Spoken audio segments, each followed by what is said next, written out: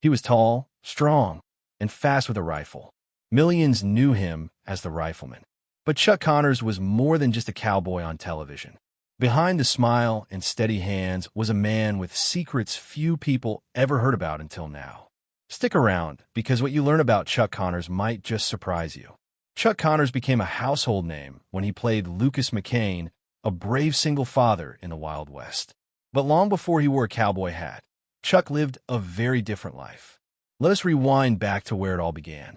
Chuck was born in Brooklyn, New York in the year 1921. His real name was not even Chuck. It was Kevin Joseph Aloysius Connors. Yes, that is quite a name. His family did not have much money. They lived during the Great Depression, which was a very hard time for most people. But Chuck had one thing that helped him stand out. He was a great athlete. He was tall, 6 feet 6 inches in.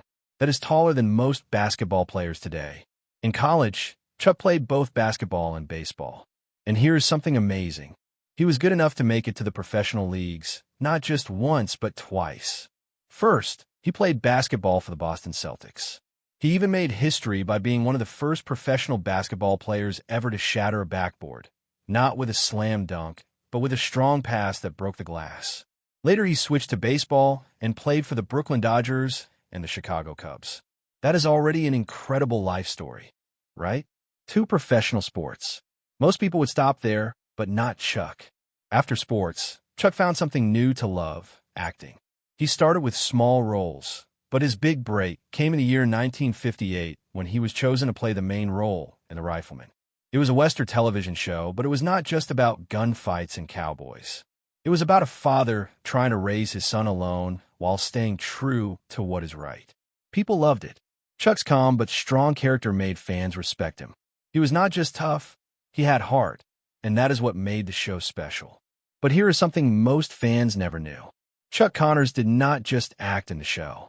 He also helped choose the actors, write ideas, and shape how the show looked and felt. He was not just playing the Rifleman. He truly was the Rifleman inside and out. And there is more.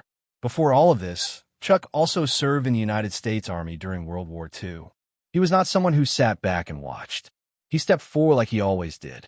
Whether on the field, in uniform, or on television, Chuck believed in hard work, honesty, and doing what is right. But even stars have their secrets. Chuck Connors was married 3 times in his life, but none of the marriages lasted. He had 4 sons, but being famous made it hard to balance work and family. He once said that the hardest part of fame was being away from the people he loved.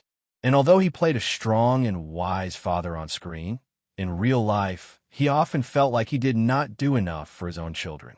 It is a side of Chuck most fans never saw. Here is something even more surprising. Chuck Connors became friends with world leaders. He met President Richard Nixon and even spent time with Soviet leader Leon Brezhnev during the Cold War. Why? Because Brezhnev was a fan of the Rifleman. He invited Chuck to visit Moscow. Imagine that, a cowboy from a television show being welcomed by one of the most powerful men in the world.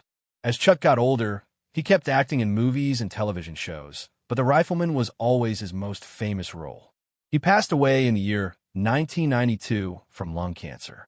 He was 71 years old, but the stories did not end there. After his death, people who worked with him started sharing stories. They said Chuck was kind, funny, and always made others feel important, whether they were a star or just starting out. One actor said he treated everyone like family. Chuck Connors lived a life most people only dream of. Professional basketball player, professional baseball player, Army soldier, television star, a man with strong values, and yes, a few regrets. But maybe that is what makes his story so powerful. He was not perfect. He was real. So the next time you hear the sound of a rifle on an old Western show or see that tall figure walking down a dusty road, remember Chuck Connors, the man who gave us the Rifleman and a life story full of surprises, courage, and heart. Please like the video, comment with your favorite Chuck Connors memory, and subscribe for more true stories that will stay with.